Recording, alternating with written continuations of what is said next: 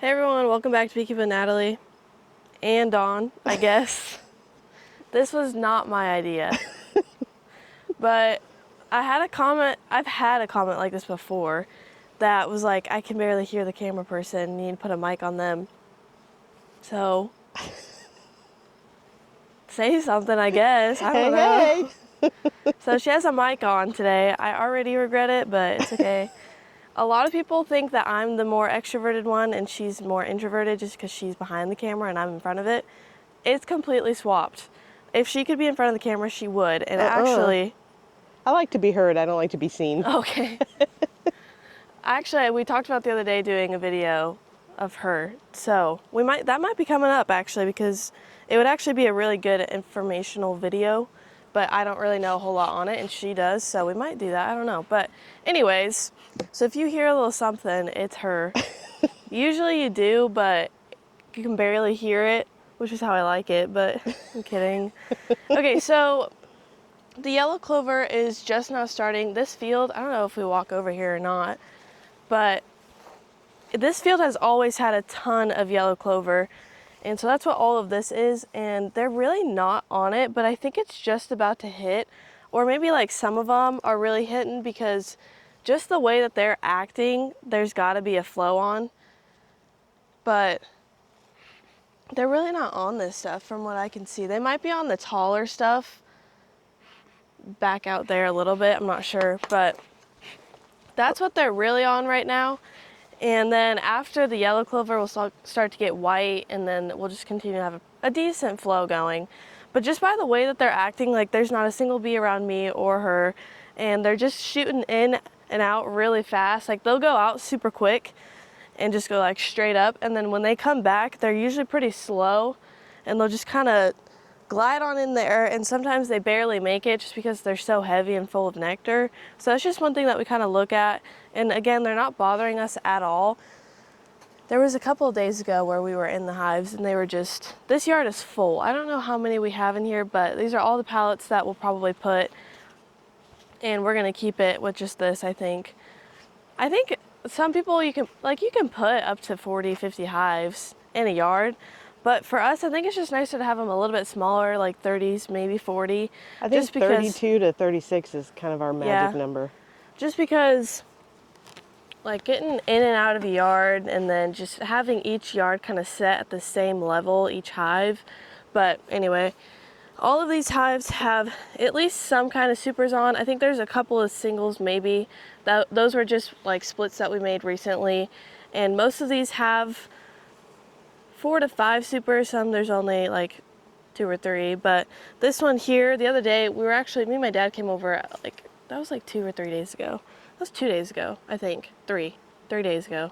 I'm not sure. But we put comb supers on, so they're not ready to be checked, I wouldn't think. But I just did a video on actually putting the strips on and getting these comb supers ready, and I can do a video on putting them on, but that's just one thing we did. Those strips got put together and then they went right onto the hives, and we always put them, I'll just do a video on that later. But anyways, back to the video. So today's June 19th. June 19th, okay. A lot of people usually like to know, just get an idea, especially if you live closer, kind of know a little bit of when your flow might start. But so this year we did. So if you're in Northwest Missouri, the flow is on. Yeah. She's right, yeah. But I don't know what it is. I think it's clover. It's just they're not really on it over here. But like even if they're not on the other part of the field. Yeah, probably. Even if they're not on it, like just right here, there could be some like over that way that is ready to go. So it's the same thing with black locust. Sometimes they're on them and sometimes they're not. Like our trees are always a week or two later, especially our maples. Anyway, so this year we did a whole lot of single brood, which is not my favorite, but I think it's probably what we're gonna do. I really don't mind it a whole lot doing this part.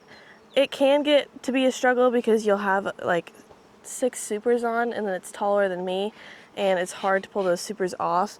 But I just don't like pulling honey off of single brood because it gets messy to the point where like they don't have any space anymore because they had all those 6 supers and they don't have anywhere to go.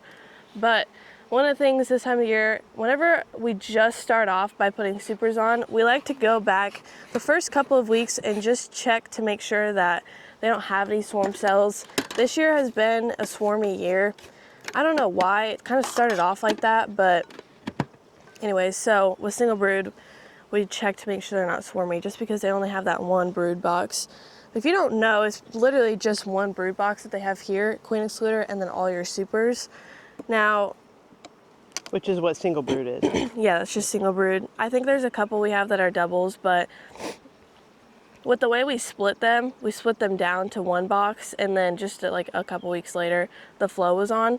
So it was just smarter for us to go ahead and do single brood. But anyways, I dropped some new supers on the other day. I don't remember which ones they were. This might have been one. I don't know. I can't remember, but there's one somewhere. I wonder if I'll actually be able to find it. I think it's over there, but they had started capping it and everything. These ones aren't too full, so a lot of times if they're not really in it and it's not really all that full, I won't even tip test it. These have a little bit of weight to it, and they're in all 4 of them. So we'll go ahead and do a tip test just to be sure. I'm like pretty positive there won't be anything, just because we were not too worried about it whenever they're not really in there. This is crazy. When they're not in the supers, you mean? Yeah, they're not really up in the supers and they're not full. But I'll still check it just because sometimes they're just swarmy no matter what if they're single brood.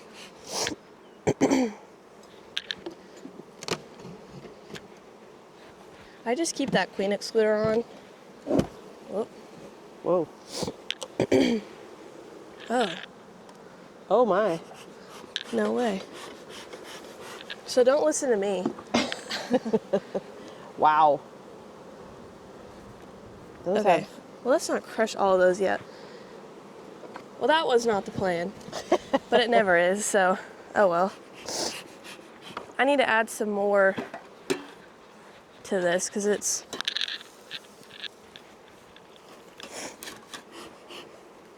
getting hot. The hay or straw, whatever, never lasts, but it's really good smoke. Okay, so if we find cells like that, if I find just a couple of cups that maybe had 1 egg in it, I'll leave it, I'll tear it down, and then I'll just move on. But this, like those were getting close to being capped, and there was a lot of them, so we'll go ahead and check. There's plenty of bees in here, so I'm gonna say they probably haven't swarmed yet, but when they're getting close to being capped like that, I try not to tear them down immediately just to make sure there is a queen first. I did bring some nuke boxes just in case.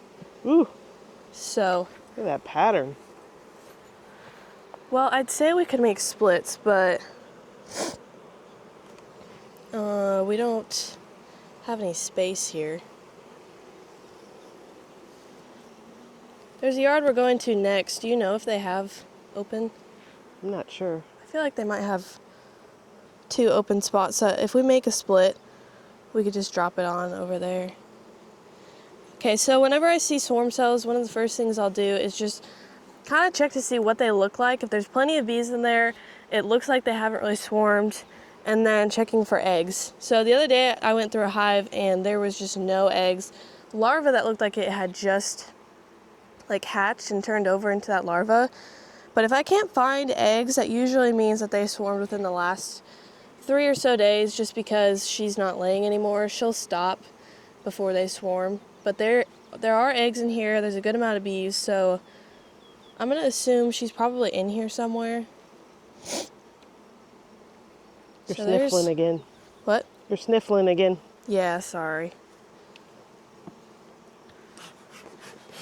It's just that time of year, especially with, there's a ton of pollen. Like, I'm just noticing them all over.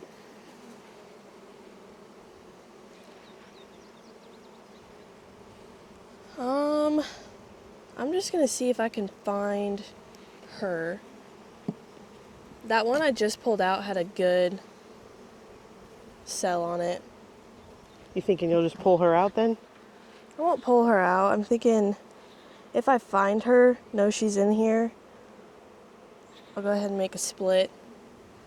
Just a small one, just to cut them back enough. And then I'll keep their supers on there. It really doesn't look like they've swarmed. This is also a good time to check the trees. I don't see anything. I don't know if she's marked or not, but this is the part that always takes the longest. But this is another reason why single brood is nice though, because you only have one box to go through if they are swarmy. So that's nice, that's a plus about it, but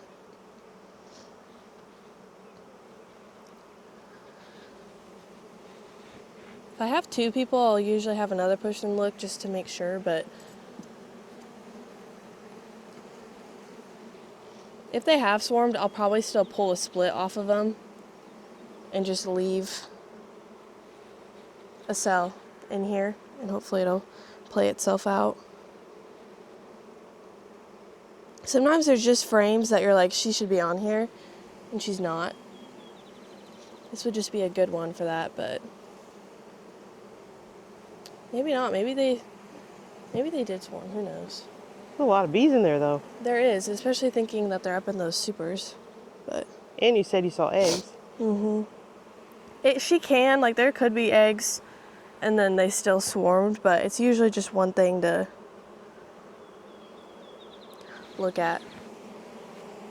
Well, definitely could have missed her, but You look through them again. I'm just thinking for video. Could be a long one. I don't know. Well, people have been saying you can make them longer. Yeah. These have some good cells on them. I might just... If I can't, I'll go through it one more time. If I can't find her, I'll just pull a split off and then let it see what happens. I don't think she's marked. I don't know how old these queens are. They're probably getting to the point where they're about ready to be requeened, actually. It's been a couple years since these have been requeened, and if they're starting to get swarmy like this... A few of them are this year's queen though. Are they? Yeah, but I don't know what. We'd have to look to see which ones. Some of the splits we made stayed. Some of them were also off of swarm cells that actually did really good. The takes on swarm cells this year were really good for us.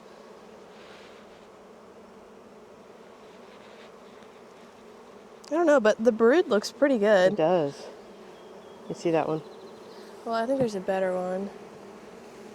That one was kind of emerging. This is a little funky. It's all like drones.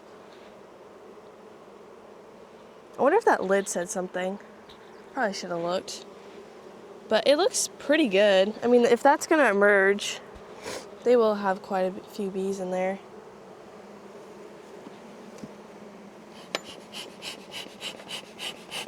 I think I'm just going to pull a split off and then let it play itself out, see what happens.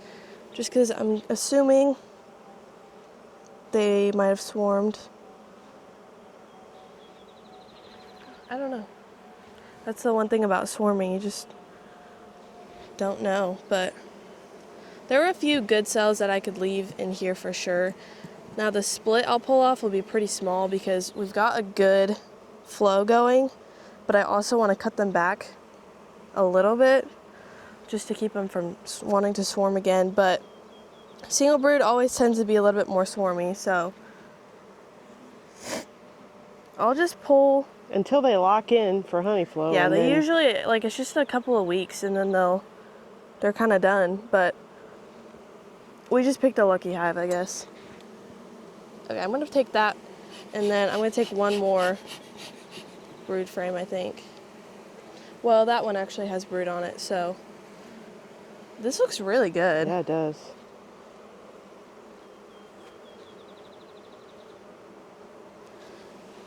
Okay, we'll call that, and then, oh, she's on the bottom frame, or she's on the, She in the bottom of the box? yeah, she's on the bottom board.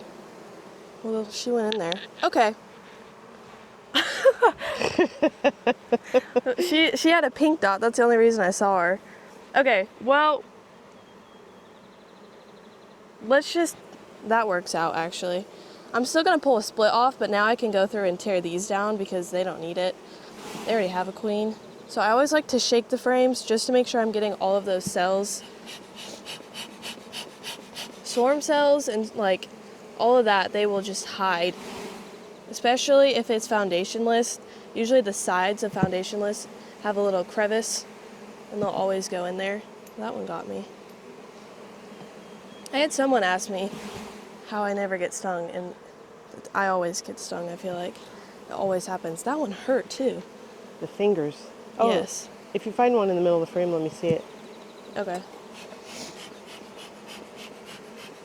It always hurts whenever you pick one up and then it gets you, and then that spot hurts for the rest of the day because you keep having to pick it up. I think there was one. Were there any more on the bottoms? I thought there was one more on one of these frames, but I don't know. There's some down here. I think I had already smushed them. Yeah, I those tried are the to. ones that had eggs in them. I mean, that's a larva, I think. They'll clean that up. There's another, but typically they don't have swarm cells like on top of the frames. They're usually at the bottom. I've probably, like, there's a good chance she went onto one of these frames and then I shook her, but she should be fine.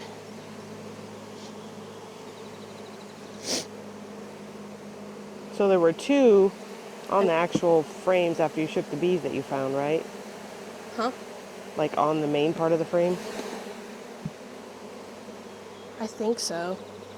We'll call that good. Only issue is I don't think I have any frames. We didn't bring any frames? I don't think so. Yikes. Try to get them back in their box. I think we might have brought a few, so there should be some in the back. Okay, we will. So here's just what I'm gonna do. I'm gonna grab a nuke box. You want to just do that on camera? Not really, because I want to look at one of these. Okay. I'm gonna grab a nuke box, put these two in there. Both frames have a cell on them. So they should finish it off, cap it, and then I'll drop it in, and we'll go put that somewhere else in one of the other yards just because we don't have an empty slot over here. And then I'll just drop some drawn comb in here, maybe a foundation, and then just put everything back together. But there was one over here somewhere that I wanted to show. I don't remember where it was at. Like, those are pretty full, but there was one somewhere over here that was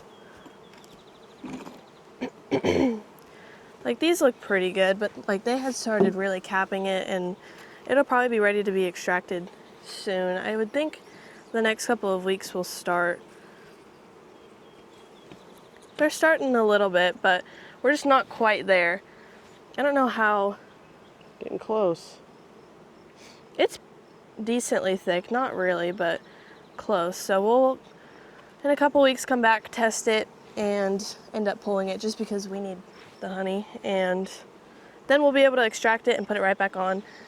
One of the things, we always store our supers, and then the next year we'll go back and use them, and we have used every single one, and then we had to use extras that we recently got. So we definitely have more supers on this year than we did last year, which is just a good thing. Which is and awesome. we're really excited about that.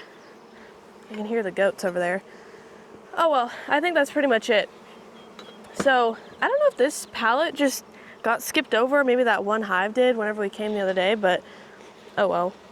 So might just be something to mark on the lid. I have a marker. Just mark on the lid that